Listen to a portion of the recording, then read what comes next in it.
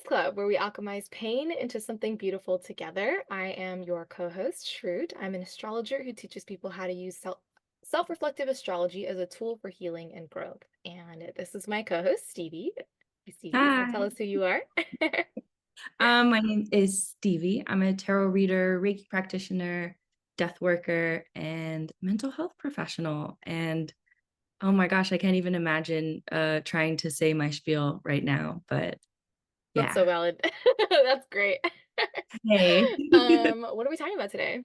It's Leo season. So we are talking about solar power. Ooh, not the No. Lord album, but Hmm. she's valid too. Um, Yeah. She but really bodied it.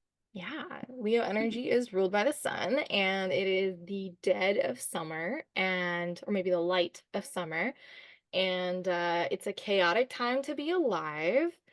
So we wanted to talk about it, and we wanted to talk about what it means to kind of stand in your light and, to a certain extent, create your own light, even through kind of chaos and change and disillusion of what is not of yourself, which is the theme for this month.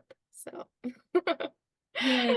Um, to start, I wanted to talk about the astrology around solar power and what that kind of means and where you can find that in your chart. And essentially, what we can look at is the sun's location in our chart. So, thankfully, in the kind of like modern pop culture astrology, most of pop culture astrology is rotating around the sun sign, which is definitely giving solar power for the sun to like make it all about itself.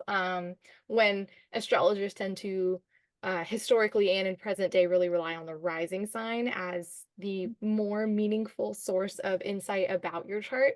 Um, Pop astrology will be like everything's about the sun. So, definitely look to your sun, but the most important thing you can look at is the sign that your sun is located. So that would be your sun sign, as well as the house that your sun is located. So essentially, where the sun is in your chart in terms of sign and house is going to tell you where you find yourself shining in your highest light, and where you can like source that power of that light, and where you can find a sense of like this like purifying feeling where the light of the sun will burn away everything that is not purely you. And so it's a great point in your chart when you're feeling lost and when you're feeling like, who am I? What am I doing? It's a really great section of your chart to look into. So I can give my example is me and Stevie actually both have our sun in Libra, which is actually one of the least comfortable places for the sun to be in. Because if the sun is all about standing in your own authentic light and shining that spotlight, on you, um, Libra energy is all about displacing the sense of self in order to make room for data from other relational sources. And so it's really funny to me because it's like Libra energy does not sit comfortably in the sun. So typically people with Leo or Libra placements are like, hashtag who am I? Like hashtag what do I like hashtag what does it mean? Like shining in my highest light, like what am I doing? So Libra in general, like specifically, is one of the signs that has the hardest time understanding what does that mean. So what I like to tell Libras is look to where the sun is located in your chart in terms of house wise. So you can always Google like, the meaning of the houses in astrology, and you'll see tons of charts. I have a chart on my website, on my blog, where you can find like what each house in astrology represents. So I have my Libra in my ninth house, which has to do with higher like travel, world travel, higher education, philosophy, astrology fits in there.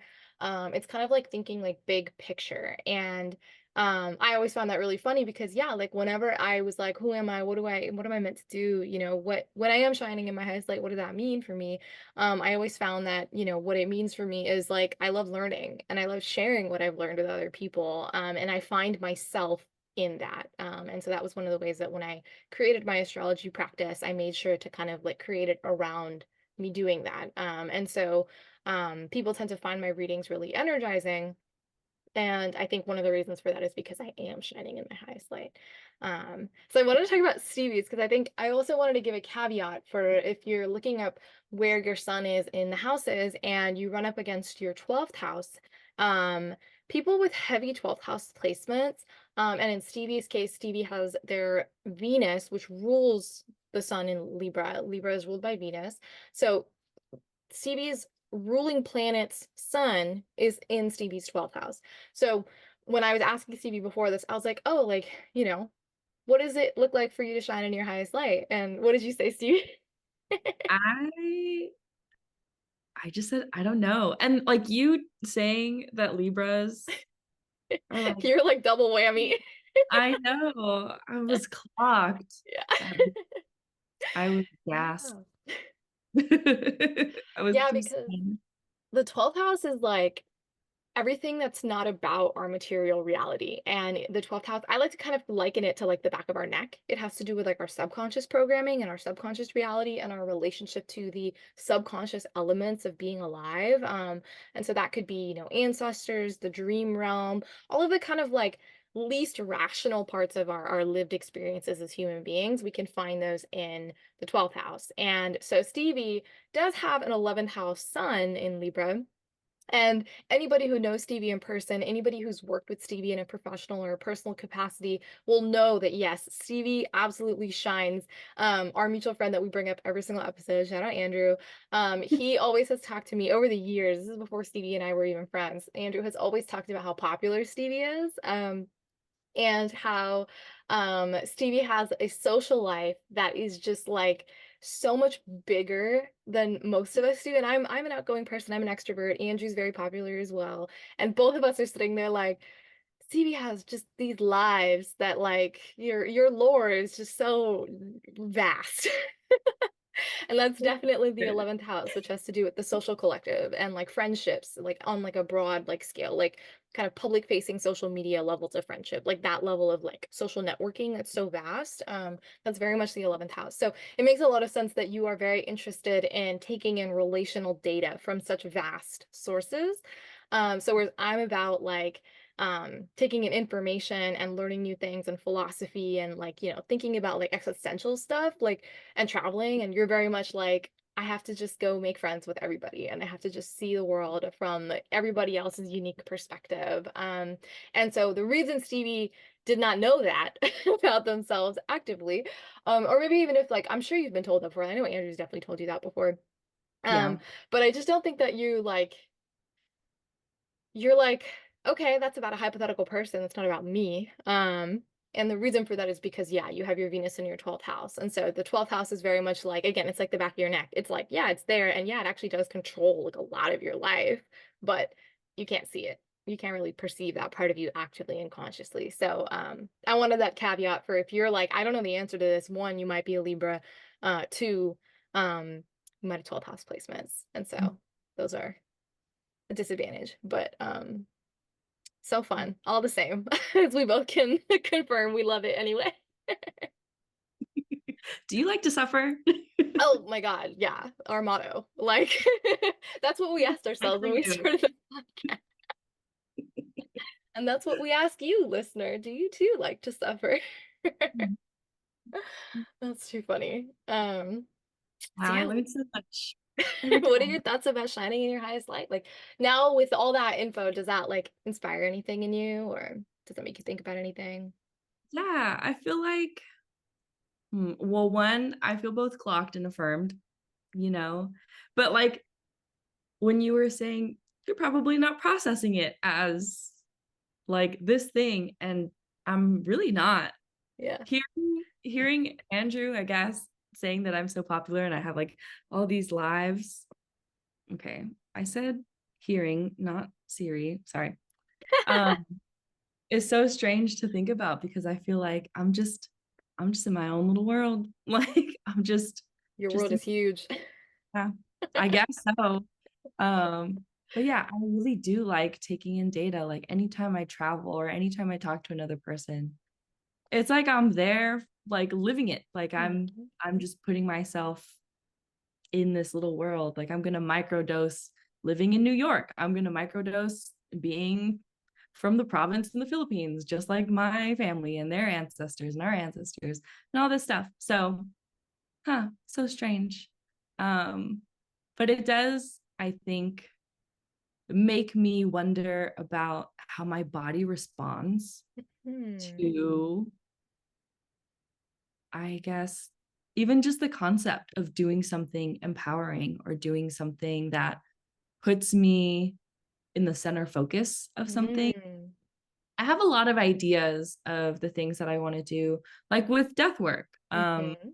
Like just in addition to volunteering at like a hospice home, I have these ideas of bringing community together and really talking about death and dying and building a relationship with it, with our mortality, and using that again, like as our North Star, the finality of death. Like that's it. Like, not that's it, but like we know that that is inevitable. We don't have any of the details of how it's going to happen, when it's going to happen, why it's going to happen, but we know that it is going to happen.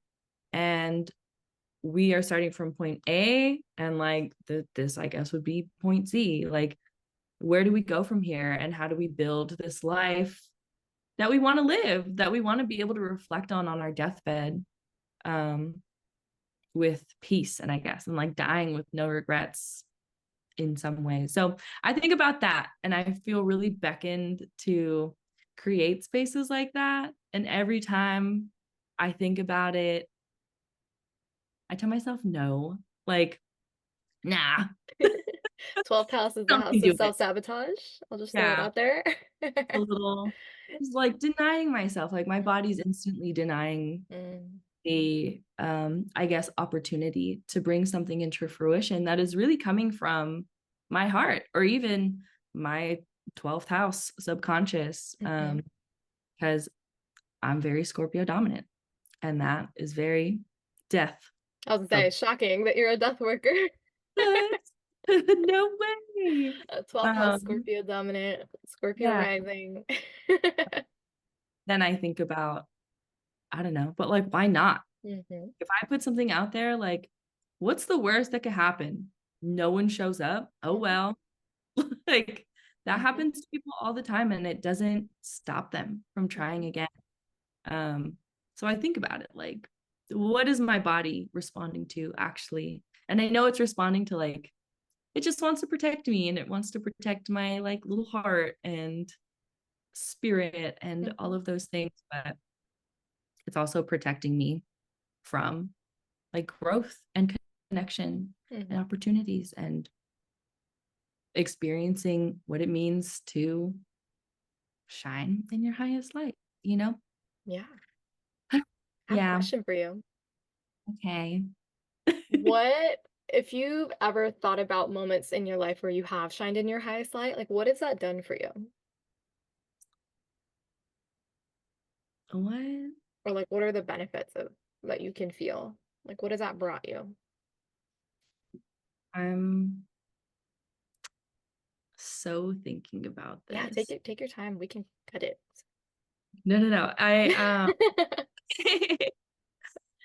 The image that comes to my head, okay, Shroot, you and I weren't friends at this point, but freshman year of college, I was in a musical.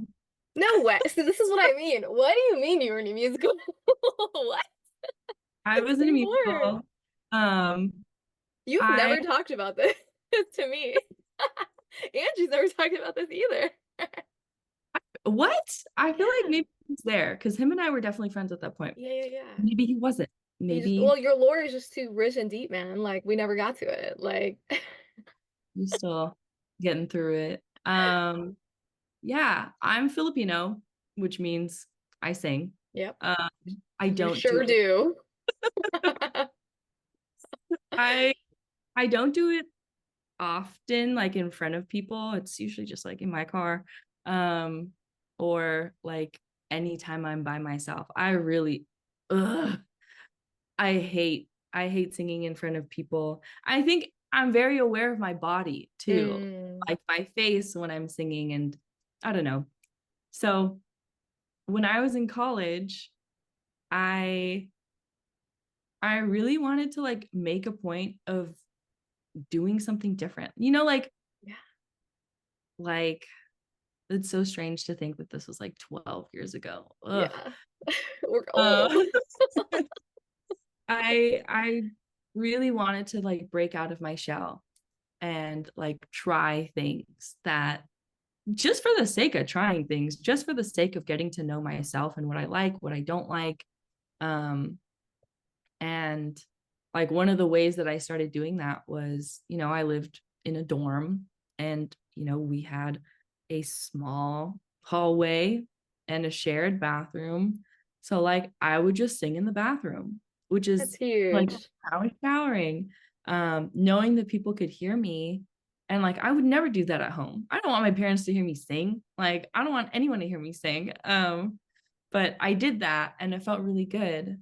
Um, so like that was one thing. Then I was known as like, oh, Stevie, she sings in the shower, It's a which, flex. You can sing. which wasn't the worst thing in the world. But then like Yeah. winter quarter of freshman year, I decided to take an acting class. Mm. And that was so fun. Honestly, I loved that very much.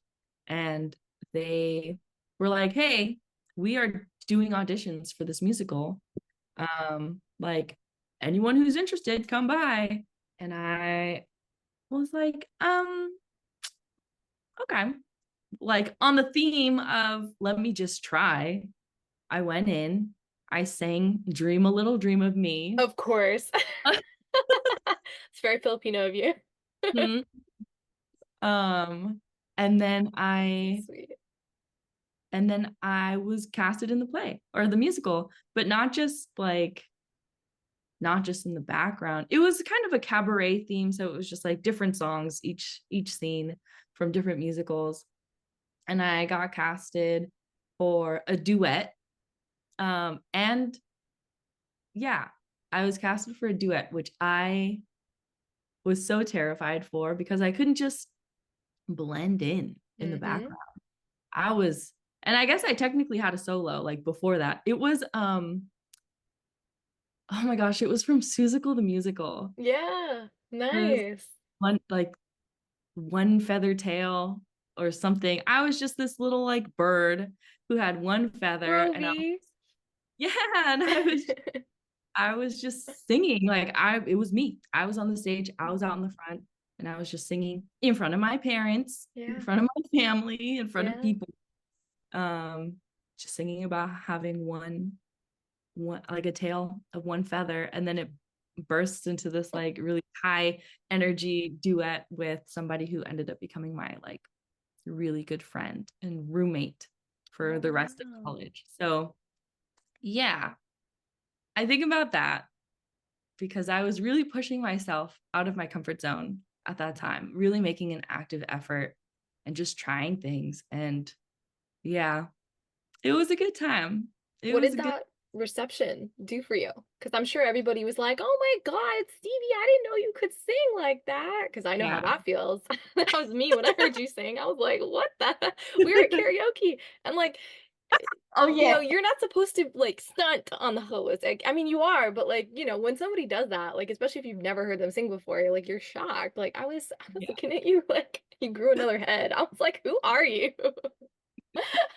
New Stevie lore just dropped. Like, it was great. But yeah, Toxicity of it down. incredible.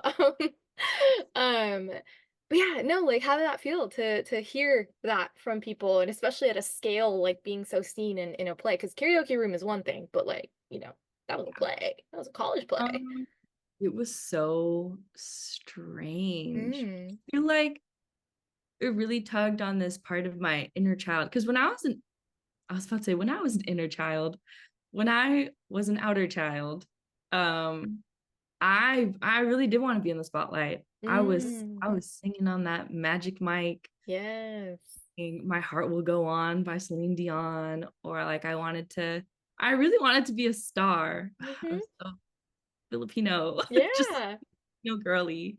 Um, so I think, I don't know, somewhere down the line, I really lost that. Hmm. And when people, I don't know, just like acknowledged it or they were excited for it or excited for me, it really, yeah, it healed something in me, my like inner child, but at my adult self, I was like, oh, please.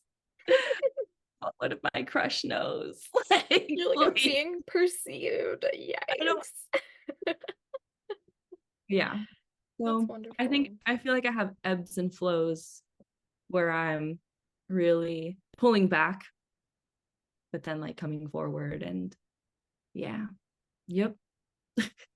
That's so beautiful. I'm glad I asked. I did not know that about you. And I'm like, that's like the best case scenario, I feel like, especially because like doing a musical like that, being on stage and like in front of like your community, and it's like communities that is just not just like your college community or like one group, your acting class, like it's like everybody who showed out for you from all these different branches of your community. That's so 11th house. And also like low key, like I know like you weren't like acting, like I know you like performed a song, but like to a certain extent you were like performing a character, right? Like because you were this bird, right? So Bird. um which is foreshadowing because you are a Crovey. What's it called? That's very much Libra. Is you're displacing your sense of self and you're taking on the characteristics of something else and you're portraying that. So I just think that's like that is a perfect example, like astrologically speaking, of you shining in your highest light. And I really wanted to name that because I think Leo energy. So Leo, that like also when you talked about, you kept bringing up your body, right? Like the feelings of rejection of like rejecting those opportunities for yourself, and having to take that conscious step to actually embrace putting yourself out there. Like um uh Leo in our charts uh are like it's that section of our chart is ruled by the sun in astrology. And so where our sun sign is like and where even like the ruling planet of our sun will then have an influence on the Leo section of our chart. And so we both actually we're like a week apart. So our astrology is like almost identical. I think the only difference between our astrology is like our rising sign, our Mercury sign, and our moon sign. Other than that, we literally have the same chart. So we both have a Leo Mars, but I think it's very interesting the way that our Leo Mars are very differently expressed because your Leo Mars is in the ninth house. And I think to a certain extent, that like feeds the push and pull between like wanting to be in the spotlight, wanting to be a star. Like ninth house is so like I want to be a star, like because it's about like shooting for something, it's about rising up and going big. Like ninth house placements, like we don't do anything like small. I mean we do, but like we go big. Like we really, really go Yeah. big. And so, you know, Mars like the planet of Mars, it has to do with the energy that we bring to everything that we do. And so we kind of bring that like tremendous energy with us, with everything that we do. And so it makes a lot of sense to me that like because you have that Scorpio 12th house, first house, and you have such a heavy presence of Scorpio, Scorpio in the traditional system is ruled by Mars. So it's like that's where that push-pull comes from. It's that first house of like, oh my God, I'm too mysterious. Don't perceive me. Yeah. It's also maybe not safe for you to perceive me because maybe you can't fully handle. I don't think you're ready for this jelly, and you might hurt me because you're not ready for this jelly. But then it's also like the Leo of like, I just want to be seen. I just want to be loved for who I am. I just want to be out there in the world doing my thing and like shining in my highest light. Like that's very much like the dichotomy that you have in your chart. There's the two wolves within you. And I would say like, um, it's never not going to be a source of energy to put yourself out there. The beautiful thing about Leo energy that I always say to people with Leo placements, and I don't think they like that I say this because I understand that it makes it sound easier than it is, but Leo energy, we'll get into this in the horoscope. Leo energy tends to love to complicate things, and to make things more complicated than they need to be and get hung up on really little, in the context of the whole picture, really little things, that can like derail a Leo from being in their purpose. And so what I always say to people with Leo placement, so that Leo sun, Leo rising, Leo moon, Leo Mars, like Leo, any, major placement, is that all you have to do is show up, and the hard part is not the showing up. The hard part is making sure you're showing up in the right room, in the room that is ready to receive you. Because the room that is ready to receive you, like you will always receive that level of like response that you're looking for.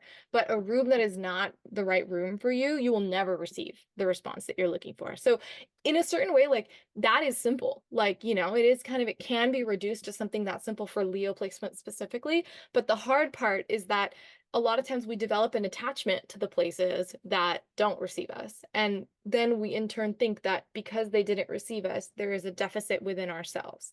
And so that cycle tends to really convolute that belief. And so I always try to encourage Leo people, like, you know, if you feel called to put yourself out there and it doesn't work out the way that you wanted to, like, you have to just pick a different room. It's not, oh, I have to change something about myself. Oh, I shouldn't put myself out there. Those are not the conclusions to draw. The conclusions are simply that wasn't the right room for me. It doesn't have to do with me. It has to do with the room that I was in. This is just not my audience, you know? And so I think that that's worth like really remembering. There's plenty of other places in the chart that have to do with like, you know, maybe I am the problem, or like, you know, like that kind of self-reflection. And I Yeah. do think to a certain extent Leo struggle with that, like especially like Leo sounds, no offense. Like it's not necessarily the first thing at the top of your mind, but because Steve and I are both Libras, that is the first thing that we always think we're the problem. Like, we're like, oh, I have to change something about me in order to harmonize against everything else around me. And so, you know, people who tend to have that predicament, I encourage them, you know, just focus on the room. Is this the right room for me? Yes or no? And then that's the kind of thing to focus on. So I don't want people to take what I said and be like, I'm never the problem. You know, I'm amazing and I just have to find the people who love me for me. It's like, yes, but also like reciprocity is important. You know, all of the other things we've talked about up until this point are relevant to Leos as well. So don't want to discount, you know, any of that. And if you didn't listen to any of our previous episodes, we go into great detail about all the complicated ways that we show up in relationships. And I really encourage checking that out. But um, for this example, this instance, I am kind of saying, you know, just focus on the room. And so I love that. I think um to me, like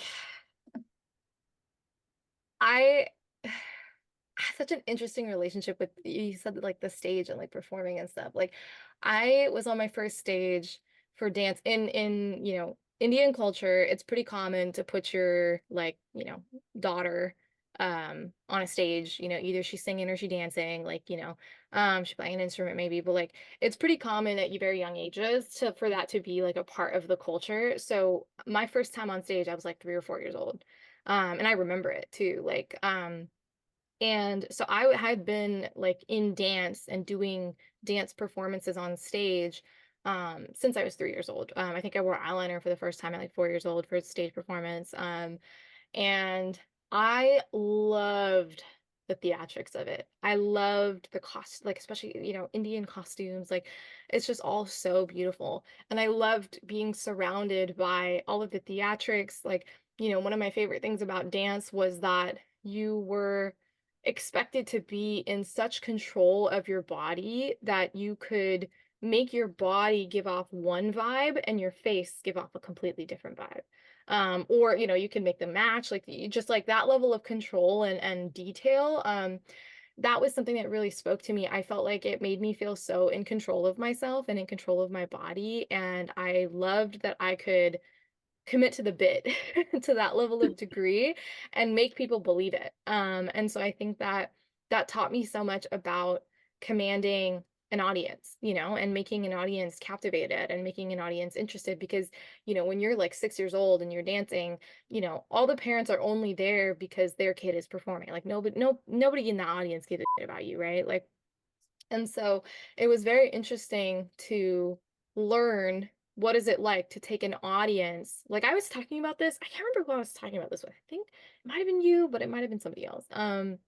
Where I think one of the most incredible things about musicians and like performers is especially like if we think about like an opening act of a major, you know, band or artist that you're going to see. You know, you've never heard of this opening act. They're, you know, maybe this is their big break. And um like nobody's heard of them in this audience, nobody came for them, or maybe some people did, but for the most part, you know, this giant, you know, field of audience is not there for you, and you have to be so like committed to your presence. You have to be so committed to your artistry, your heart, your authenticity, the way that you shine, and you have to emanate that into, you know, the field of audience that you are projecting to. And you have to make people who don't care about you and are not at all, because you know, like a lot of people go to the art to go to concerts for that like experience where you're singing the song back to the artist that you love and like they hold the mic out to you and like that type of moment. Like the opener is not getting that, you know, like the person who's headlining, you know, they're feeding off the energy of the crowd, whereas the opener is creating an energy with no help from the crowd. And in fact, it could be, you know, I've seen, you know, it drives me up the wall where there's been multiple female artists and especially rappers, especially Black women, where they go on tour with these male rappers and the crowd is throwing bottles at them. It's throwing, you know, like they're like this happened to like more than one artist and it just makes me so angry.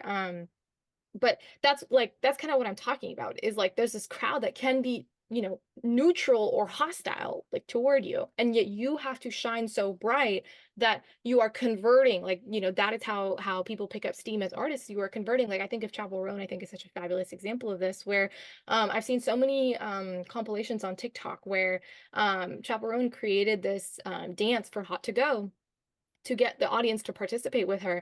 And so she's been, you know, I don't remember when the song came out, but up until this point, like she's been doing the dance, she's been trying to teach the audience. Nobody's really gone on it with her. And yet she has to do it. She has to bring that energy. She has to keep trucking.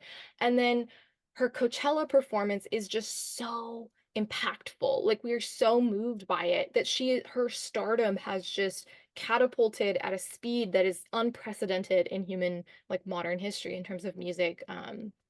Awareness and I don't know the right word, but like audience participation and like attention. And so like she's had to move. I remember for the Bonnaroo Music Festival that just happened, they had to move her from like the tiny tent into one of the main stages because they were worried it would be a security hazard with how many people have been crowding her stages at these festivals to see her because of her stage presence.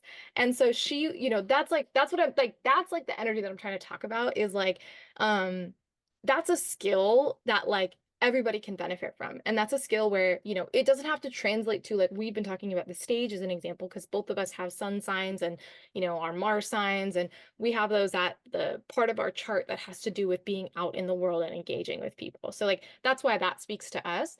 But, you know, it could be, you know, the cats outside on your street.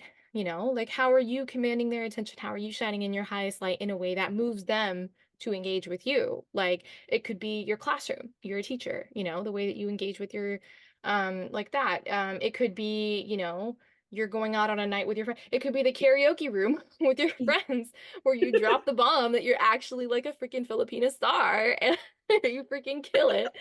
Um, and you and me the only two in the room rapping all of the Meg Thee Stallion lyrics. So it's like it doesn't have to be at the scale that we're talking about, but everybody has that in them of like what it looks like to emanate your authenticity and to create space, you know, find the right room for you to be able to express that in, because we all have a sun sign, we all have a location of our sun in our chart, and we all have Leo energy in our chart, whether we have Leo placements or not. So I just like wanted to touch on that because I think it's just I love this. I love solar power. Like I think it's one of the most powerful sources of energy within us that exists. So we got to leverage it. Mhm. Beautiful, pal. Yeah. Wow. I'm taking it in. I'm soaking it up. Soaking up the sun. I'm gonna tell everyone. That song had such a hold on me as a Me kid. too. That's exactly the vibe I'm talking about. What does that say? Always hungry. This is my Or roommate's mug. Always hungry or tired. so me. You're the ostrich butt and I Hmm. the Shiba Inu. Absolutely. Cheers. Honk. Bonk. Yeah, so we wanted to segue from there into the solar plexus chakra, and I guess we could just kind of talk about chakras in general first, where um, cultivating energy, as both of us being Leo Mars, like this is like so like on theme for us, it being Leo season and it being the season that's activating our Mars.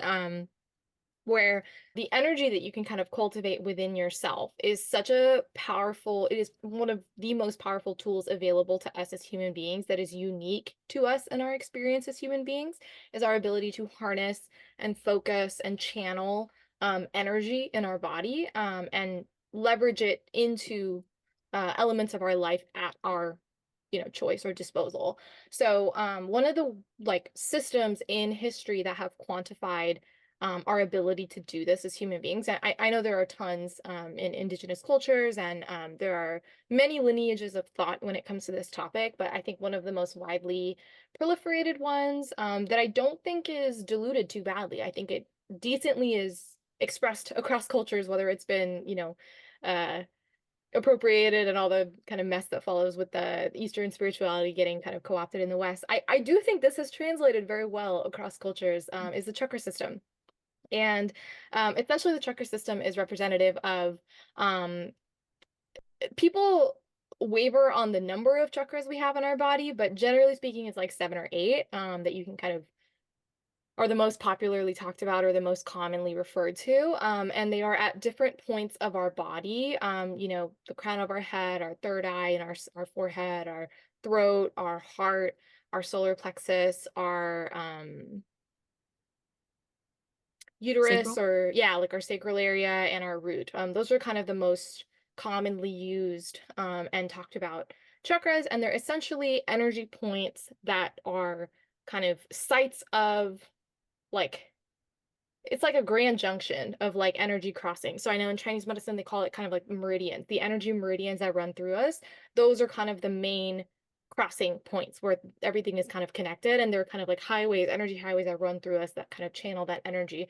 And so each chakra point in our body is corresponding to a different organ in the body, a different color, a different energy, and we can basically be in communication with ourselves and be in communication with the energy that we can generate by focusing in on these different points in our body. And so the chakra, that word is used to refer to like the wheel. It's like the wheels basically is what chakra means.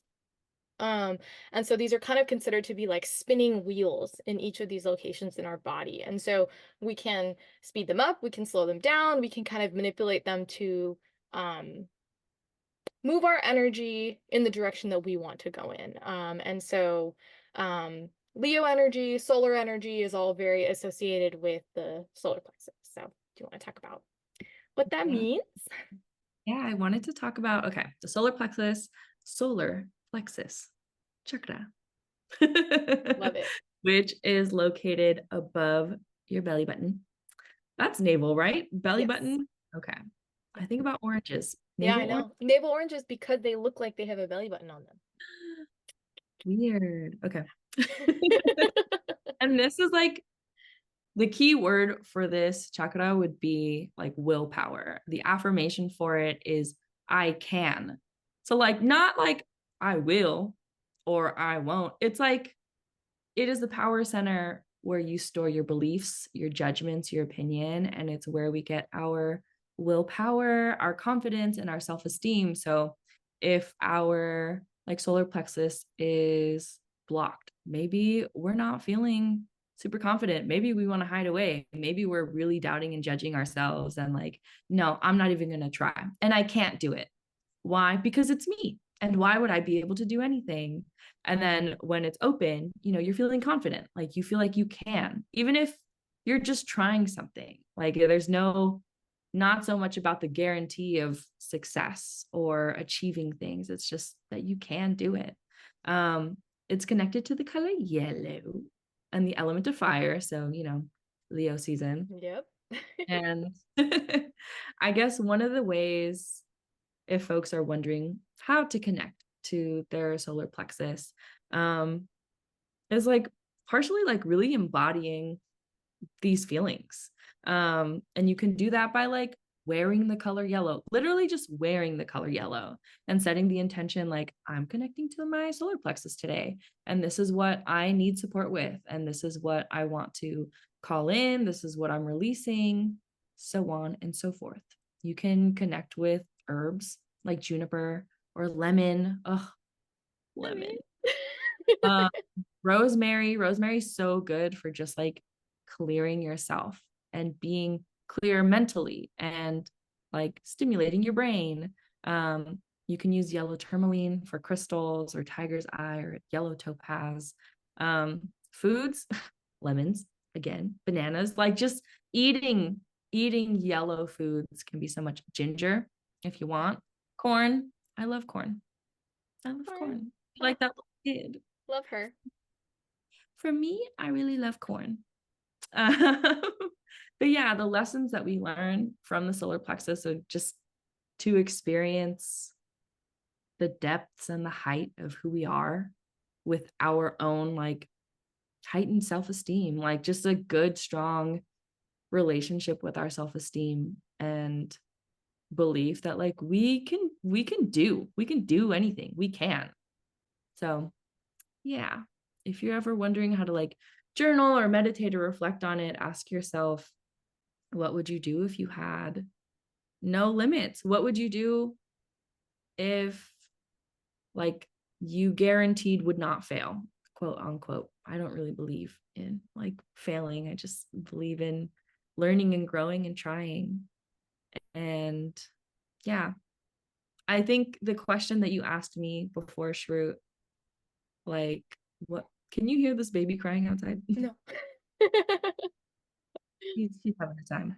Oh, sorry, this baby Um, expressing themselves. yeah, he's expressing. He's really in his light right Oh, now. I did hear that. Okay. It's okay. The Let me, baby's a friend of the pod.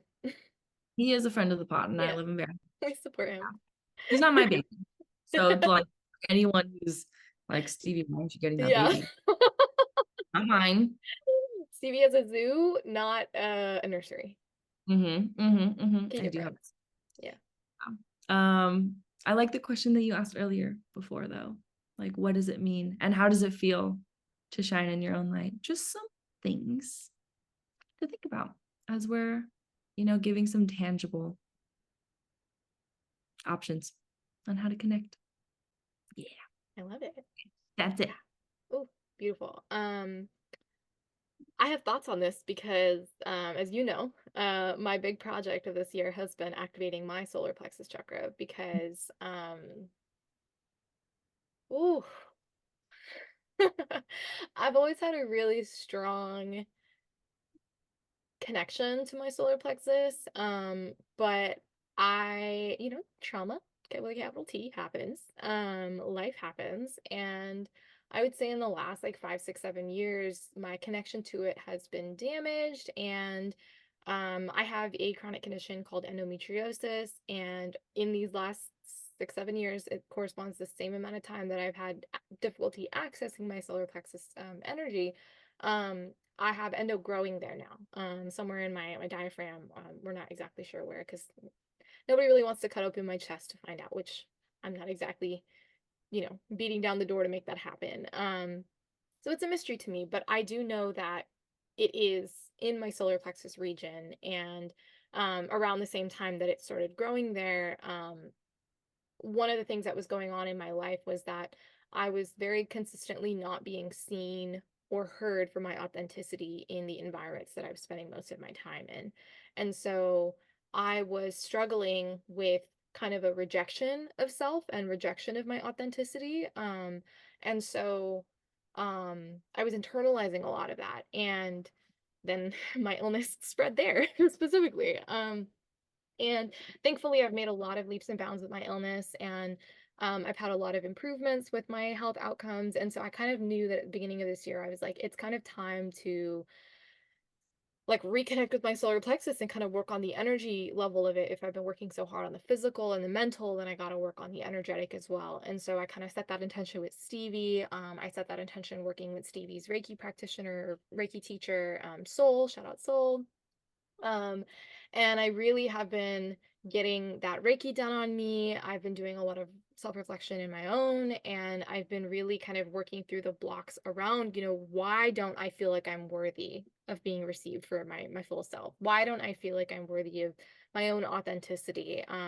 Why can't I like find my own solar plexus?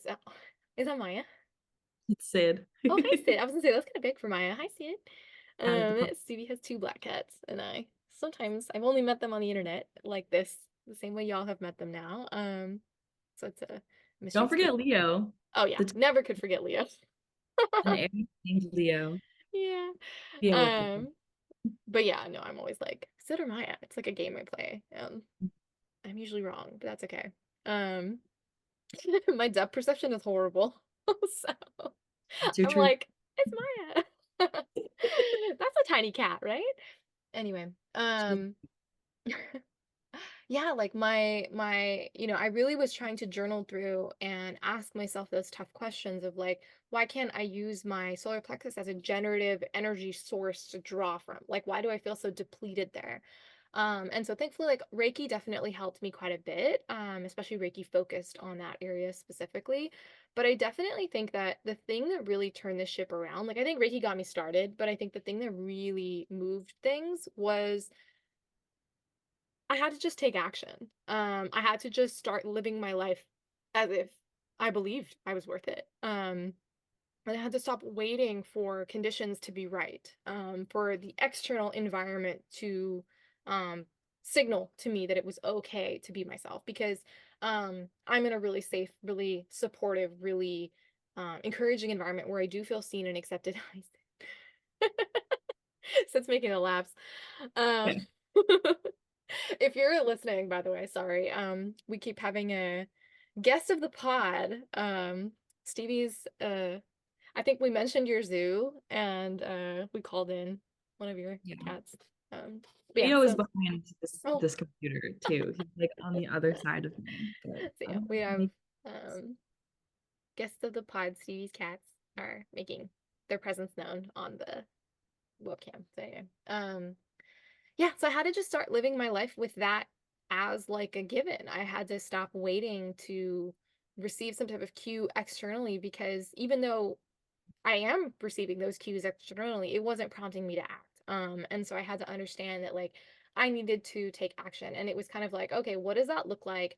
I live somewhere where I'm not surrounded by a community that I've known for forever. And that like, thankfully me and my bestie, my roommate, yeah, we have known each other for mad long. Actually, around the exact same time that this diaphragm stuff started happening, it's like all that kind of coincided at once. So um like love her, that's like phenomenal, but it's like the stuff that I left behind in California in terms of like a known community, a known familiarity with the place that I live in, freedom of like, I'm just going to get in the car and drive wherever, like, just kind of like those types of things. Like, I don't necessarily, and then with the pandemic, I'm high risk. So I still practice like pretty strict COVID precautions. I don't just go kind of like indoors too often to hang out places and meet people.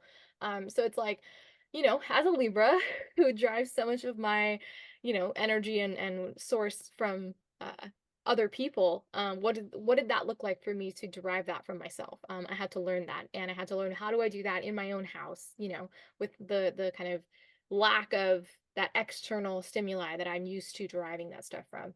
And so I set up an altar dedicated to this specific topic. And I filled this altar with um, you know, like candles and like almost like trinkets, you could say, like crystals and artwork and all these pieces of uh collection of things that I've amassed over these years of traveling, all the kind of different places I've lived. I've kind of amassed these things, and they're all things that like have survived my two moves across the country.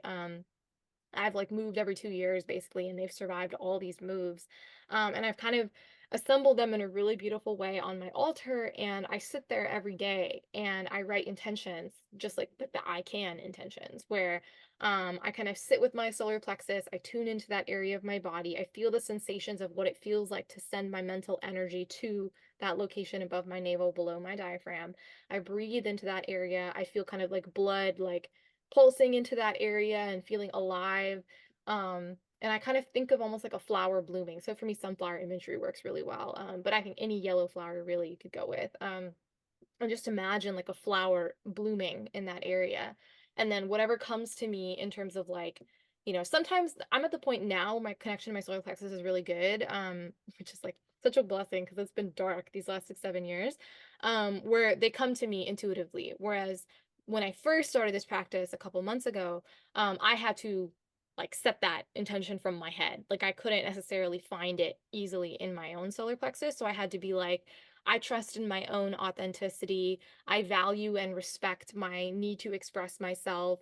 I channel, my highest purpose and live joyfully in full authenticity. I wrote these types of intentions down every single day, and I did kind of like a ritual around these intentions. And um, I started transforming kind of the way that I acted in my own house or in my readings with other people, in engagements with my friends. Like, I just kind of felt like I was more actively present, and I was more actively expressive. And I felt like, embodied. So that distinction we were making at the beginning when Stevie was like, I hear people say that about me, that I'm popular, but I don't actually like feel that. And I don't actually like receive that and internalize that in my body. I was kind of like that, where I was like with my friends. I was, there was one point not that long ago where my roommate, this was before we lived together, she pointed out in the chat, like we were, instant messaging or whatever, and she was like, "You're laughing different. Are you okay? Like, you're not laughing the same." And I was like, "Clock me, Jesus." Um, but like that was, that I was there, but I wasn't like all the way there. And this year I feel like I'm finally getting back to it. And like I just want to emphasize that kind of like it required me to take action. It wasn't something that I could wait to receive. It was something I had to actively go and seek out and make it a norm and like cultivate a practice of it in my life in order for it to become encouraged to like give back to me. So now I can draw from my solar plexus, but I couldn't do that for like 6 or 7 years before this. So for anybody who is struggling, we too can relate as usual. And we hope that you can try any of these strategies and see if they work for you. And feel free to email us. Let us know. Comment on our Instagram, bleedingheartsclub.pod. And our email is bleedingheartsclub.pod@gmail.com. Let us know what your relationship to your solar plexus is and your relationship to your solar power. How do you feel about being seen in your highest light? And do you think you can make space for yourself? Or do you make space for yourself? What does that practice look like for you if you have one? So we'd love to hear. Yeah. Beautiful path. I love it. Yeah. Okay, let's get into the tarot for this episode. What do you have for us for Leo season? Okay. I'm sorry, y'all. Yeah. Sorry. Yeah. Sorry So, to be the messenger here. I'm sure you're already feeling the energy of Leo season and probably like, why? What's happening here?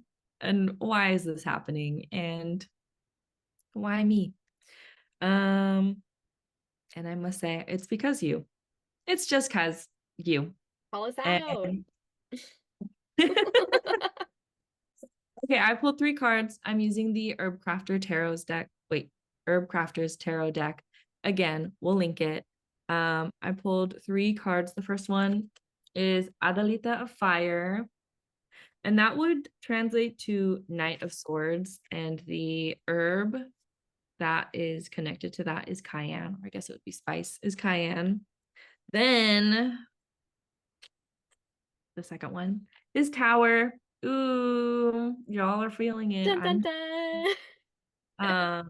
There's no escaping, and it's for the best. And that one is mushroom. And then after that, hooray, we have 2 of air, which would translate to 2 of swords, and that is chicory. Um, yeah, and for those who may not be watching this, the first 2 cards, the Adelita of Fire and Mushroom, these are really like dark colored cards. Very So moody.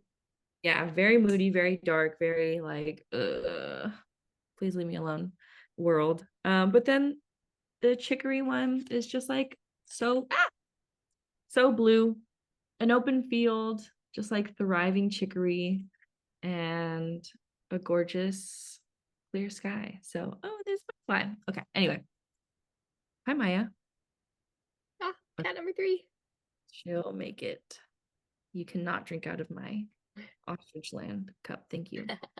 Okay, I'll get into the Adelita of Fire, which again is, I will describe it. Okay, it's somebody who's using a molcajete, which is like basically a mortar and pestle. and she is grinding herbs and spices together. I think there's like chili peppers, rosemary, onion, garlic, horseradish, um, and then there's vinegar on the side. She's making a fire cider, which is a really like warming vinegar situation that you can just like take a shot of, literally. You can add it to your food. It's just warming up your body and also kind of igniting like passion, or like being passionate, or being really like I don't know, powerful, empowering. It's just, yeah, it's just the fire, igniting the fire. Oh my gosh, all the cats are coming to me right now. I love the This fire. energy, it really feels like almost like a defense. Like you're defending yourself, you're defending the things that you care about, you're defending the things that you're passionate about. And I feel like it really is tying into like connecting to your core values. What are your core values? Like when I was writing out my notes for this, I just heard like, who's talking shit on you? Like who's coming up to you with like energy that you're like, no, miss me with that because I'm not the one. Um, which I love. I love that kind of energy. Um, yeah, I really feel like, I don't know, I kind of saw this like energy of someone who's going along with what everybody else is doing, or pursuing a path that was already chosen for them but not by them. um they're just like going through the motions of life, doing what they think they're supposed to be doing, holding on to some things that they think they're supposed to want but they really don't. um it can be such a jarring and discombobulating experience to wake up from this, it feels like a haze, and realize that you're just like living a life that is not yours. Like it's yours, but it doesn't feel like it. You're living your life for other people, you're living your life for other things that are just beyond you, that aren't including you. I really want to like, I guess like reinforce that, because we may come from collectivist cultures, but we're living in very individualistic ones. So I'm not saying it in like a, you're not living for yourself, like you got to do what's right for you, and everyone else. Your I'm parents. Yeah, like I, I feel like I'm remembering some skit from like, I don't know, like the 2010s of like somebody hanging out at their white friend's house and being like, Mom, this is my personal space. Like, you have to go. You have to respect my boundaries, which is like true, but like it's just not always the reality of people. And there's definitely layers to that. But I'm thinking about that. Like, I'm thinking like you are also part of this collective, which means you're gonna have to make some decisions for yourself that yes, impact the collective, but like, how are we honoring ourselves within this group? How are we, like thinking for ourselves and making decisions and living for ourselves, also understanding that we are in the context of you think you just fell out of a coconut tree? Where my head went to. You exist. I don't know, whatever she In the says. context of that which came before us. She kind of spoiled Bless. with that one. I figured that she did. Yeah.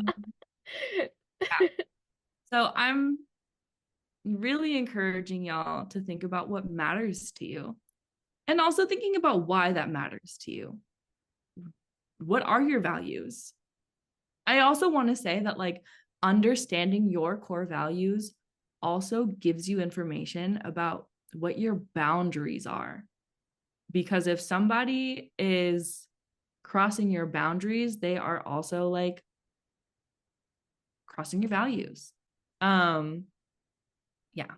So there's that. I'm thinking a lot about that. Like, what what do you care about and why do you care about it? Because these are really deep structures for how you move through the world, how you understand and relate to yourself, how you understand and relate to other people. It creates, I guess, kind of like parameters of why you do things. Why are you pursuing a degree in accounting? You could have really beautiful reasons for doing so, but like if you're not, like, I don't know, I'm just thinking about like the prolonged consequences of not living in your truth and doing things that you don't actually really care about, because it's going to get you, it's going to catch up eventually. Trust me. Me too. Believe me.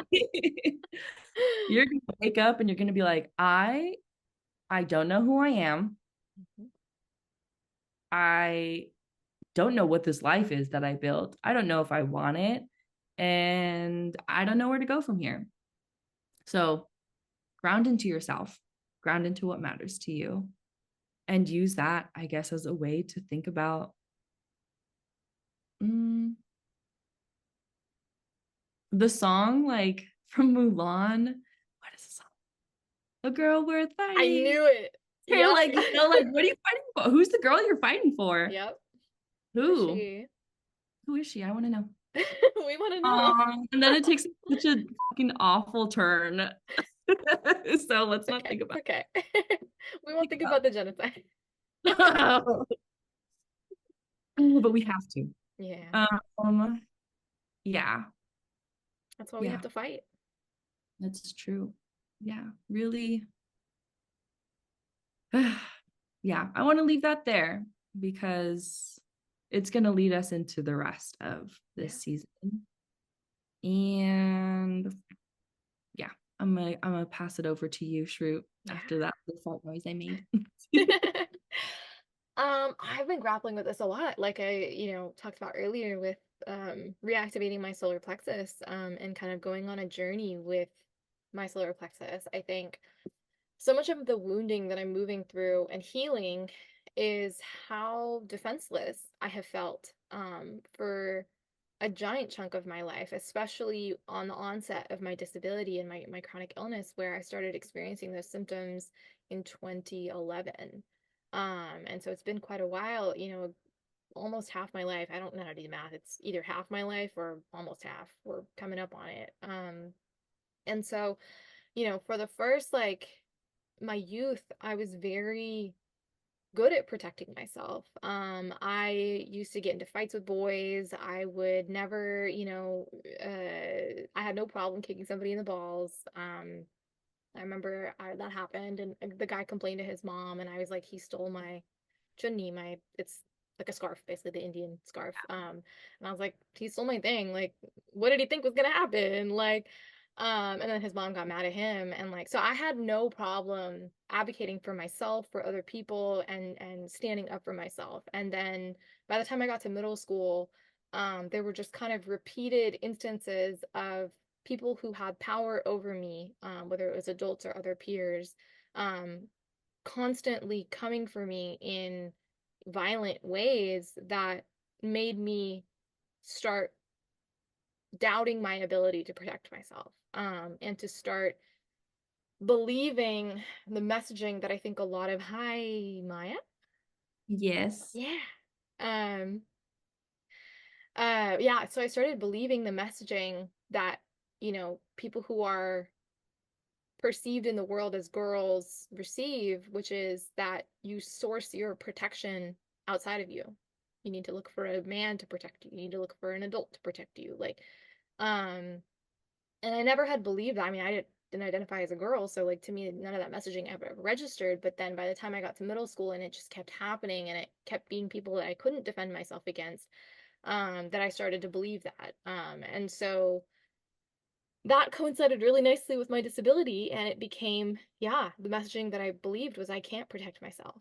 And that in order to seek protection and shelter and safety from community and from other people, it became making compromises on my identity. So it kind of went hand in hand. This belief that I couldn't defend myself went hand in hand with compromising and watering down and representing who I am in order to seek protection, or what I perceived as protection. And so um, this year I've been on that journey of reclaiming my solar plexus, and after reactivating my solar plexus and really deepening my connection with it, what came next was, and this was something we've talked about in a lot of our joint readings together for me, which is that I have to reconnect with my anger. I have to reconnect with my rage. And we've been talking about exploring sacred rage, and what that looks like. And so I think that applies here. I think that there's a lot to be mad about right now, whether that's what's going on in the world, the multiple genocides we have going on, the multiple conflicts over borders and, stuff and money and just all the different kind of resources, environment, like all these kind of sites of conflict that we have going on that are deeply unjust, deeply unfair, deeply exploitive. Whether it's the stuff going on in your personal life, the way that these systems of exploitation can I've been trying so hard to, I'm not looking at the screen because No, is it having a my moment. I'm like, Stevie's cat's just like doing laughs. Um, anyway, we're talking about something serious. Anyway, but yeah, no, like the anger that you can feel, whether it's your personal circumstances or your anger at the injustice that you are witnessing happening in the world. It's so important to reconnect this month with, the idea of anger as a protective mechanism. And how, channeling the anger that we feel, the righteousness that we feel about, you know, this is something I believe, these are my values, and XYZ thing is going against my values, and I am standing definitively, affirmatively against that. And what does that look like to feel that anger in your body and to channel it as like a protective mechanism, to say, this anger is a tool that I can use to protect myself. And it doesn't have to be like literally, but what I've been working on is using that as an energetic protection. And so I imagine, I hold that rage and I center it in my solar plexus, and then I imagine it radiating out from my solar plexus into my kind of like auric field around me. And I use that as, you know, nobody can cross me. Maya may be crossing Stevie, She does. The woman she but is. I know Maya would fight somebody for Stevie probably. Maya seems kind of scrappy. You. Yeah, she's a Scorpio. Scorpio is Mars ruled. So like it's so important to not um let people cross you. And to source that energy that you need and that power and that rage to defend yourself. I Maya. My memory. If you're listening, I really encourage you to go watch the podcast because the cats are hilarious today. She's just here. She's just here. Like, Um it's time to eat. mood.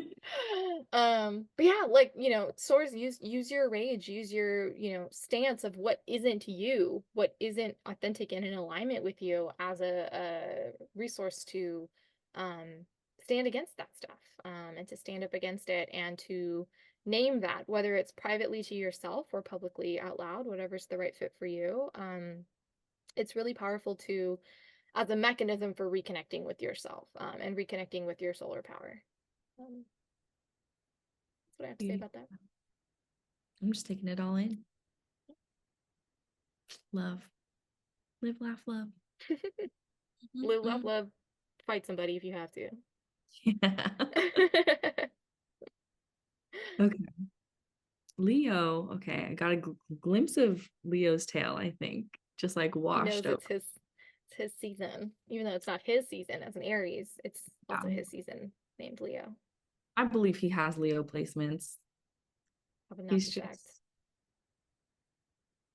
he's He's so such a cute. Leo. He really is. He really is. Okay, y'all. Next card. Bum, bum, bum. Again, is the Tower card, and it is, I'm gonna put it up there. Like always, we will have pictures up on our Instagram, so you can see them in all their glory. But this card is looking down at like a forest floor, and there are a bunch of leaves. And then there is like a trunk of like from a tree that just fell over, and it is decaying, and it is covered in different mushrooms, and the mushrooms are helping it decompose and helping it become like nourishing material for the earth below it, which we love. We love mushrooms transmuting pain into something beautiful together. Our vibe. I had to do it. I Yep. had to. Um, okay, a lot of people, what is my hair?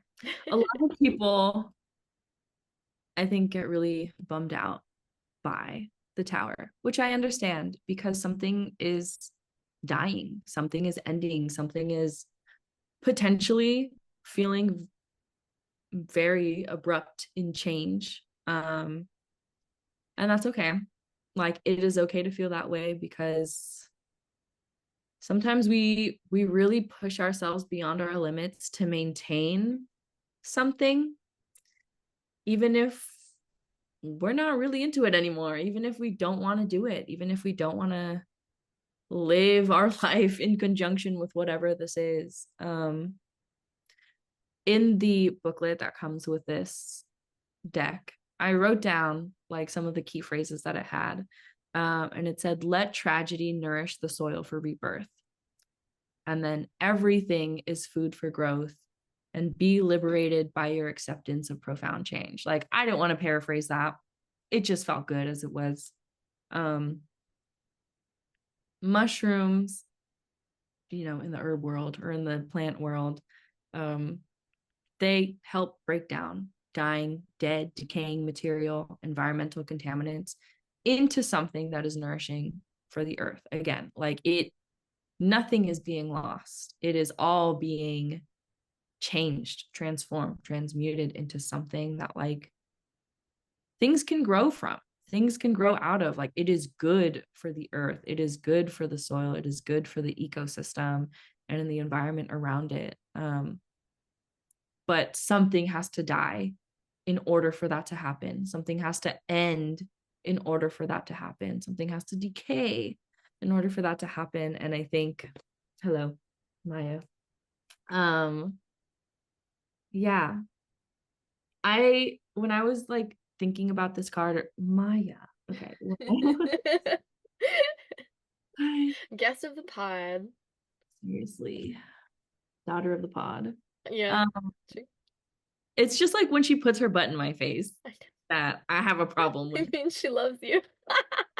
God, I know. You want to love Stevie in like an hour, Maya? No. Maya, how about you just Um, stay right there? yeah. Just stay right there. Don't move. Be good. Okay. Be the leader I know you are. No. She's a baby. Yeah, she really is.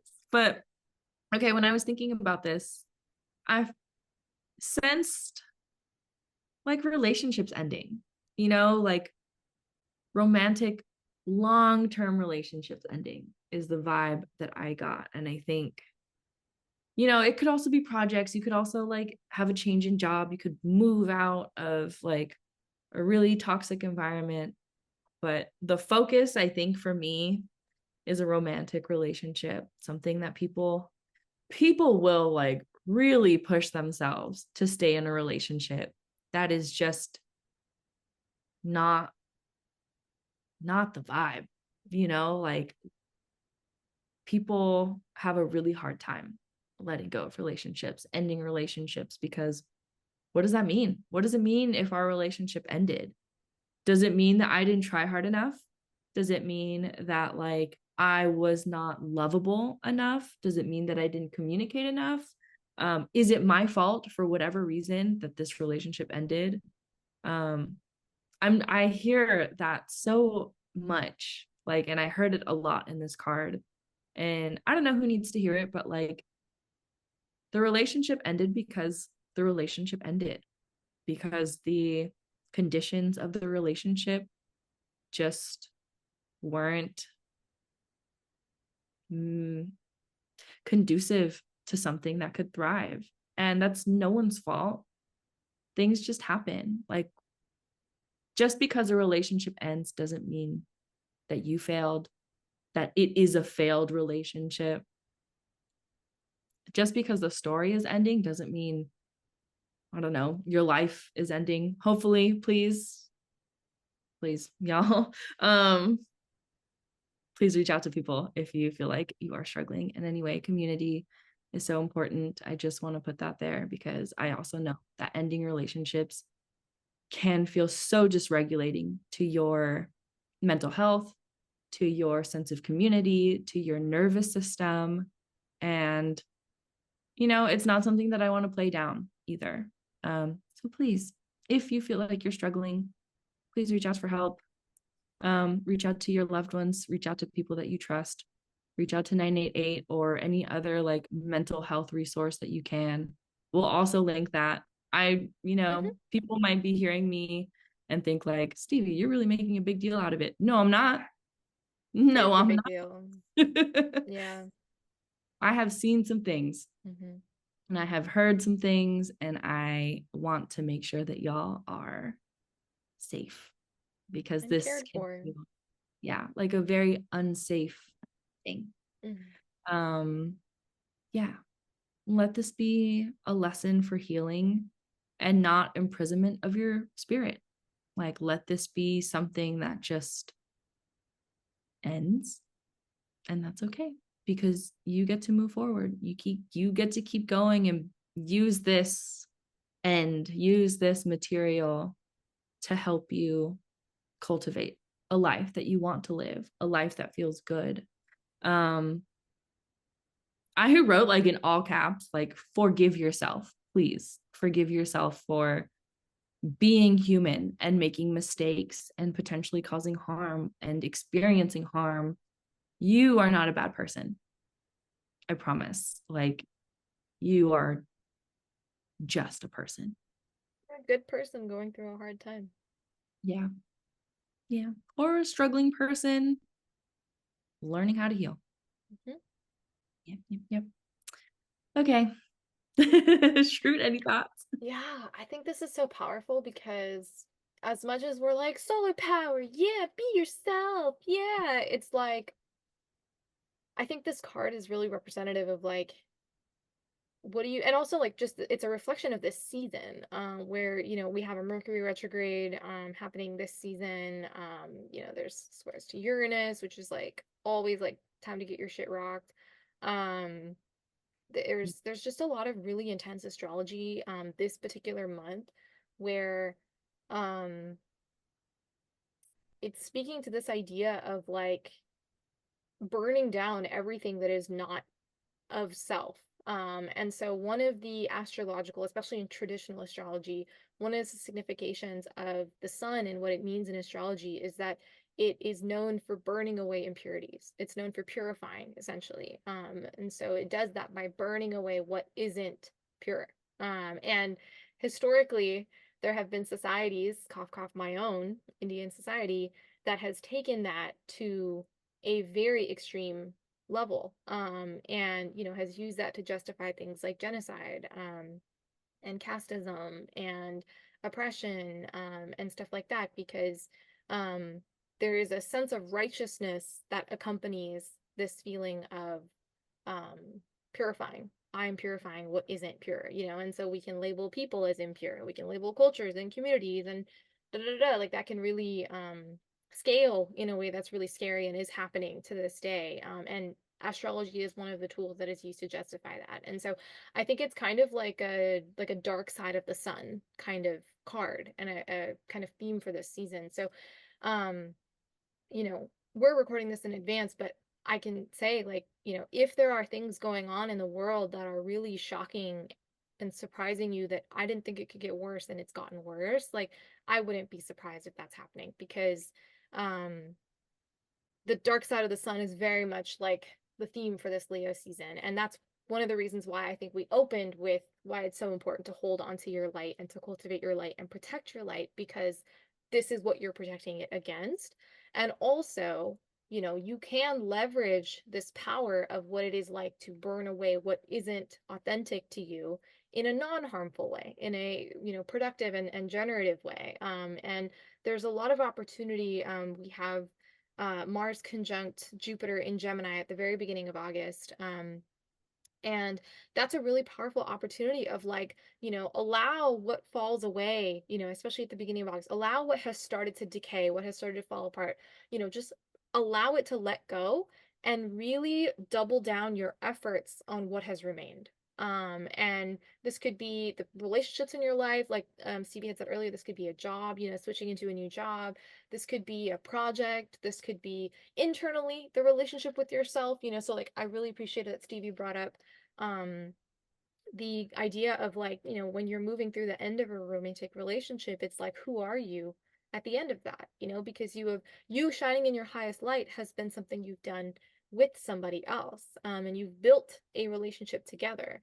And so what does it look like to then separate yourself from the identity that you associated with the version of you that was with this person, and how do you cultivate that identity of self? And so I definitely agree that the most important thing, you know, Venus is going to be in Virgo this month.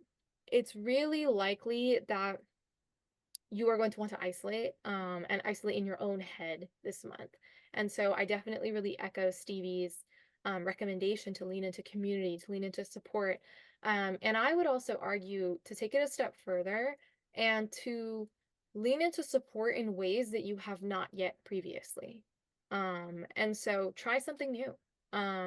If you typically don't share when you're with your friends, and you know, if you're going through a hard time and you tend to be like one of those people that, like, when you're vulnerable and when you're processing something, when you're going through a big emotional change, you kind of reel back into yourself and you don't really share that with your friends.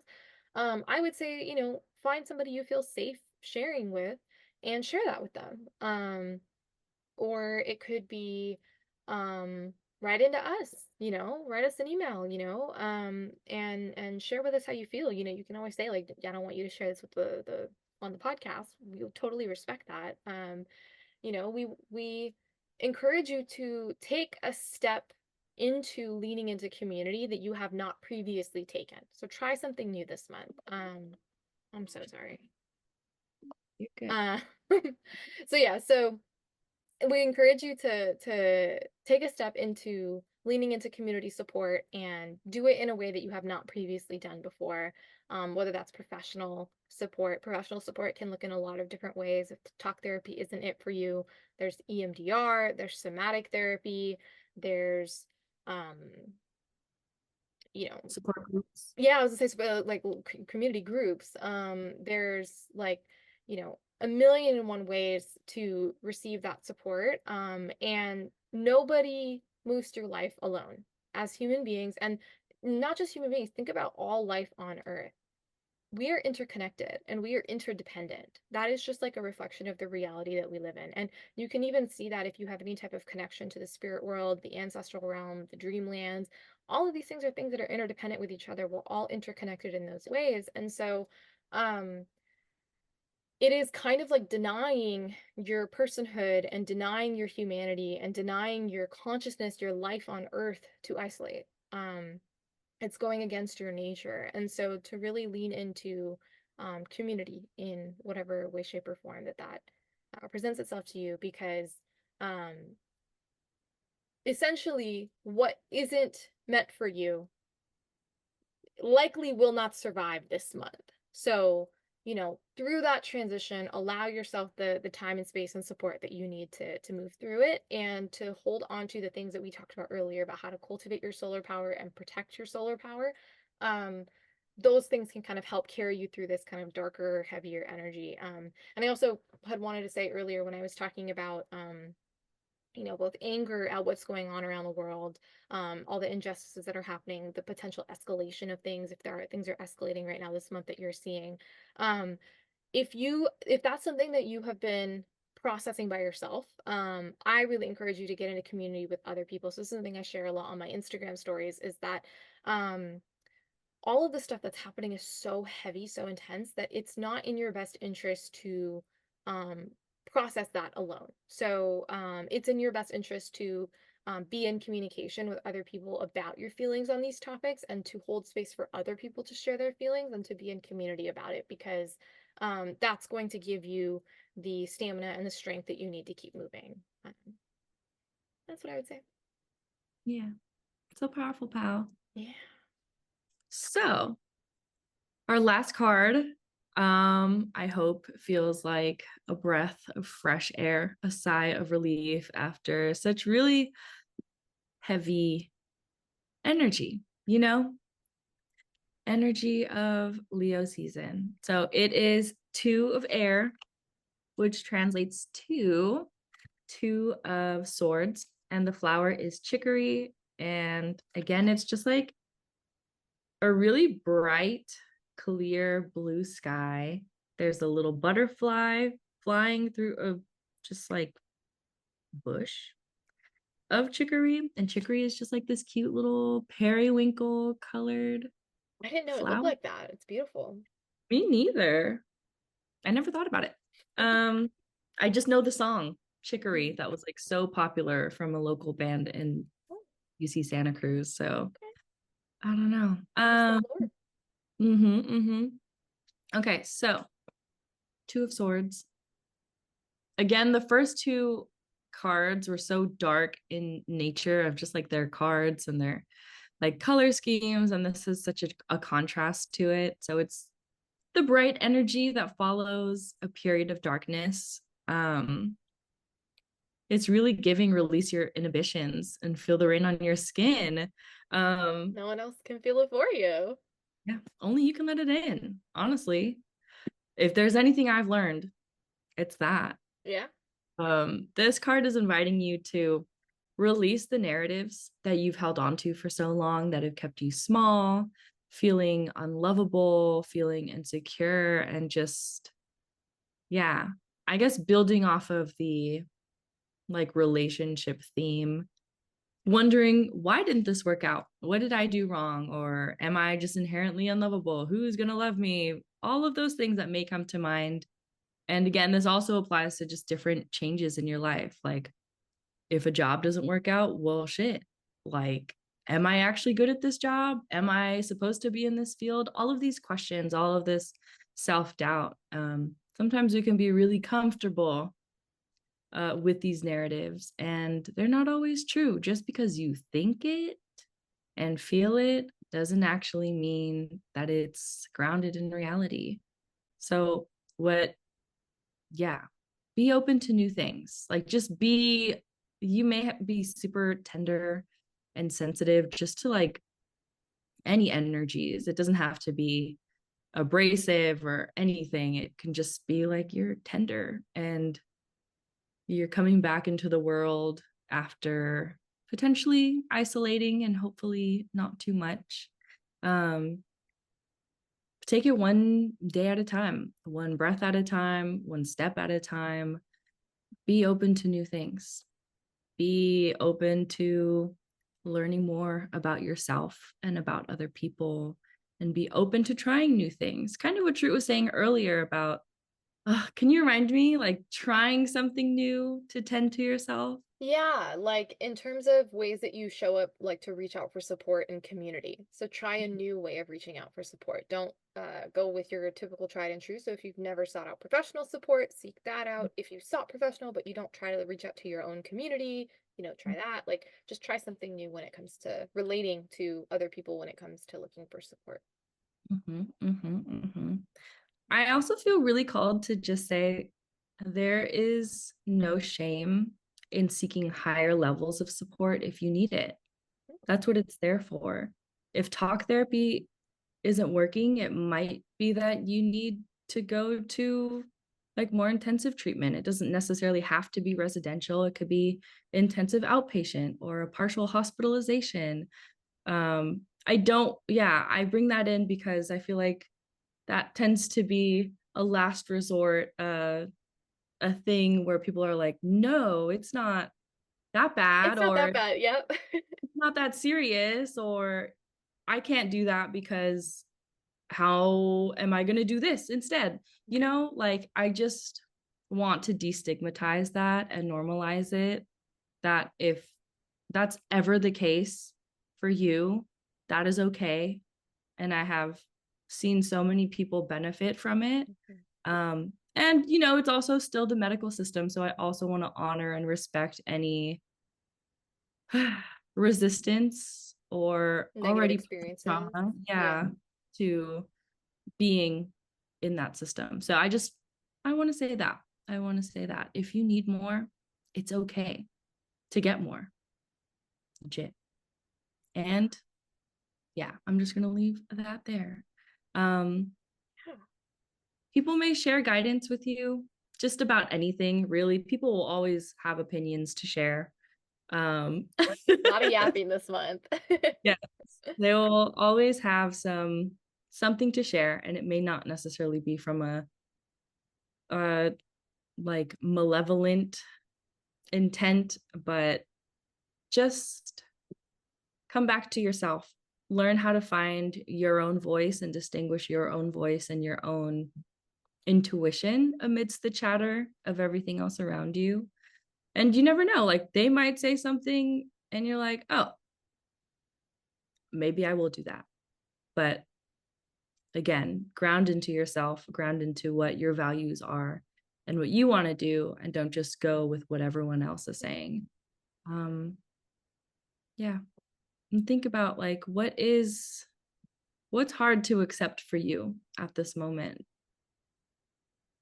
what's hard to look at and what's hard to feel, because those are going to be honestly the things that guide you to healing and acceptance or learning and growing and all of those other things. So tend to yourself, be gentle. I want to say don't rush in to anything. Seriously, don't rush into anything. I don't know who I'm talking to in this thing, but do not rush into another relationship. I don't know who you are.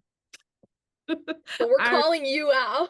I am singling you out. Do not get into another relationship. Who are you? Yeah, email us. If it's you, email us. Tell us. And I say this with love. If you end up doing that, whatever, that's on you. I'm not here to truly stop you from doing anything. I'm just along for the ride, here to be a witness to your bleeding heart in all the ways it takes shape. But someone's telling me to tell you that. PSA. Take it PSA. into account. Yeah. Take some inventory. Okay. Take some time for yourself. Figure out who you are. Figure out what your values are, what you like, what you don't like, and really ground into this idea of what you want out of life and what you want out of love. Okay, I'm gonna leave that there. That is Miss Chicory. Love her. Oh, what a read. I love that it was a positive card, but it was like positive card with a little edge to it, a little kick to it. Don't you dare. Yeah. A little PSA. Yeah. Yeah, so much astrology came up with all of that. One, I think the biggest one is I wanted to name just like because of the intense nature of the astrology, like this is some of the most intense astrology of the year. So if you're feeling really overwhelmed, overloaded, intense, past your limit, anything kind of heavy and intense, like it is not out of the expectation to feel that way. And that is why we are encouraging new forms of support, extended forms of support, more serious and involved and invested in new forms of support, because this is a really powerful time to lean into coping strategies that are going to serve you. And I also wanted to underscore, the whole destigmatization of extended, you know, inpatient or outpatient or any type of more involved program than just therapy or anything like that, because I've experienced something like that multiple times. And yes, it was a mixed bag. There were positives and negatives, but overall, I think if you've ever learned something from me, if you've ever gained something positive from my work, or if you've ever benefited from this podcast, just even literally the fact that I could even be friends with Stevie in the first place at all, if you heard our first episode, all of that positivity is a result of the negative place, being able to move through that, through those extended resources and support, both in my community as well as through professional routes. And so I would not be the person that I am today without that kind of support. And yes, it can be complicated and stigmatized, but I want to name that it could also change your life for the better. And it could also help you cultivate ways of taking care of yourself, even if it's not like they teach you, because that's not what happened for me. I wouldn't say that anybody taught me anyway better to live, but it was a wake up call for me to understand that the way that I was living is not a way that I could continue living. And it was my responsibility to then figure out what was going to be the way that worked for me. And so that set me on this journey that brought me here to be able to share all this wisdom with everybody today. So, I encourage it. I just wanted to underscore that I wanted to make sure that, people can really feel that and know that if you are feeling like you need help this month, like, and it is not typically your MO to take help, that it's in your best interest to just bite the bullet and try something new. So the reason for that is because Mercury is going to be retrograde.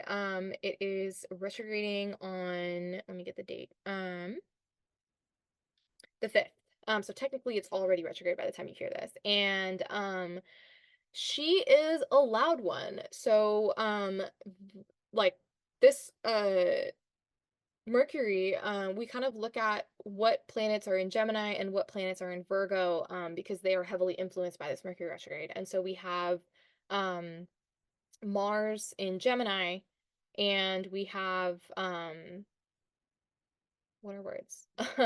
Venus entered Virgo yesterday. So loud. And it's just really important to um keep in mind that, Mars and Venus being influenced by Mercury and Mercury being haywire, these are basically all of our inner planets. And so there's going to be a lot of internal misalignment within us. We're just going to feel off, like something shifted, derogatory, like it's not cute. And so, I think it wasn't an accident that Stevie kept bringing up values, because Venus is in Virgo.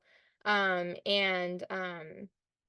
I think that, when Stevie was talking about the way that we um, assess, take inventory, really examine, if people are yapping and they're saying what they're going to say, what are you really taking from that? What are you internalizing from that? So that's definitely very Venus and Virgo. If anybody has any Venus and Virgo friends, or if you're a Venus and Virgo yourself, like, all you guys love to do is consider the source, so that's the advice that I would give, is that, whenever you're thinking something to be true about yourself, whenever you're hearing something from other people, I would just encourage you to consider the source. Is this a reliable source? Is this information up to date? Does it reflect reality? Is there any changes that have come into play that can reflect and add context and nuance to the information that you have in front of you? So really just try to view things from a broader, but also more tailored and nuanced perspective than the kind of shoot from the hip, yapping off the top of your head, believing it to be true, things hitting your ego, and approaching things from an egoic place, because that is a tendency that Leo energy can kind of be staying in the ego space, and it can be hard to kind of think beyond that and consider, okay, is this information that's actually beneficial to me? Is this a tough thing that I do need to hear and to implement, or is this just want, you know, that I need to just let go? So that is going to be something that'll come up often this month, and it's going to be a big point of reflection. And so to that, I would also name, like, be mindful with the words that you use. I've seen quite a few astrologers recommend stay off social media this month. I don't necessarily wouldn't necessarily go that far, but I wanted to share that and pass that on to understand the gravity of how out of whack and out of sorts this kind of period of time is. But the kind of beauty of that is that we have an opportunity to basically be, punted in a different direction, but that direction has the opportunity to just be cooler than our wildest dreams. And it can lay a foundation for a life that we never could have thought possible for ourselves. So it's one of those things where it's like Stevie said, like, just be open to newness, be open to trying something new. And what I would say is really avoid definitive judgment statements, of I am this, I will do this is my path, this is my plan. This is not a great month to be married to any of that. And especially to be married to like identity associated with any of that. This is just a good month to be asking questions and doing a lot of considering the source. And the last thing I would say is I think it's worth considering, like, what is your relationship to your heart when things are going amazing, when everything is going great. And let's say you're having the best month of your life and everything's just fabulous. What is your relationship to your heart? Like, is that you tapped in with your heart? Are you listening to your heart when he's calling for you? Or are you, seeking the approval? Is the happiness that you're feeling derived from the approval of other people? Is it through external sources of metrics of success, that kind of thing? Like, like when things are going right and well for you, like, where are you at in terms of your connection to your authentic heart expression, maybe even your creativity? And then on the flip side, if things aren't going great for you, if you're feeling depressed, if you're feeling neutral, if you're feeling apathetic, if you're having like the worst time ever, if you're dealing with deep trauma or processing deep trauma, like, what does it look like to have a relationship to your heart then? And what I notice a lot is that something that we can experience when we are going through it is that we can abandon our hearts. And so if you are feeling lost, out of place, stuck, misaligned, you don't know who you are, like Stevie had said in the earlier cards, like you don't even know where to begin with this, like starting anew, picking things, picking up where you can from the pieces, like I would start with your heart, and start with, what is the message that your heart is sending to you? And I would also underscore that the heart does not speak in plain English, the heart speaks in song, the heart speaks in poetry, the heart speaks in expression, it's something that calls to us in a very artistic way, in a very emotional way, in a very somatic way, in terms of the way that we can feel it sensationally in our body. So pay more attention to those things when it comes to your own internal relationship to yourself and how you relate to yourself this month. Because that will be the kind of starter tinder to help fuel your solar power, essentially. And pay less attention, or just be more contemplative about the things that people are saying to you, or the things, be mindful of the things that you're saying to others. Just try to be a little bit more contemplative and reflective when it comes to the words being exchanged, whether on your end or other people's end, and then be more like attentive to the somatic expression of your own body and its relationship to you. So that's what I'm saying. Fabulous. Hooray. Yay. All right. Was that it? I think so. Yeah. Okay. Well, this was another episode of the Bleeding Hearts Club. Thanks so much for joining us. Where can people find you, Stevie? I remembered today. Yeah. Okay. You can find me on Instagram and TikTok at cosmic.return. What about you, Shrute?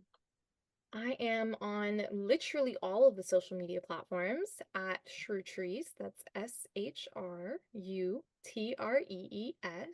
And you can find us, the Bleeding Hearts Club, on Instagram at bleedingheartsclub.pod.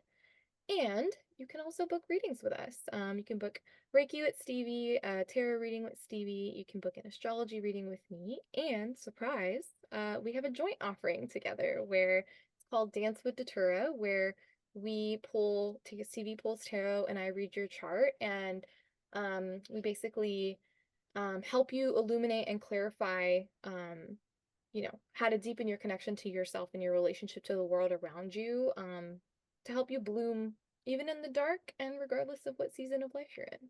So you can find all of those links in our show notes. And we encourage you to email us your thoughts, or you can comment or DM us on Instagram. That's bleedingheartsclub.pod. And then that's the Instagram. The Gmail is bleedingheartsclub.pod@gmail.com. That's everything. Yay. Yay. See you All next right, time. y'all. See you next Tuesday. Hey. Who wants merch? Let us know. Because we will put that on a shirt. Well, on a All hat, right. on a Yeah. shirt, on a back patch, On a anything. button, Oh, yeah. on a mug. Yeah. Let us know. All right.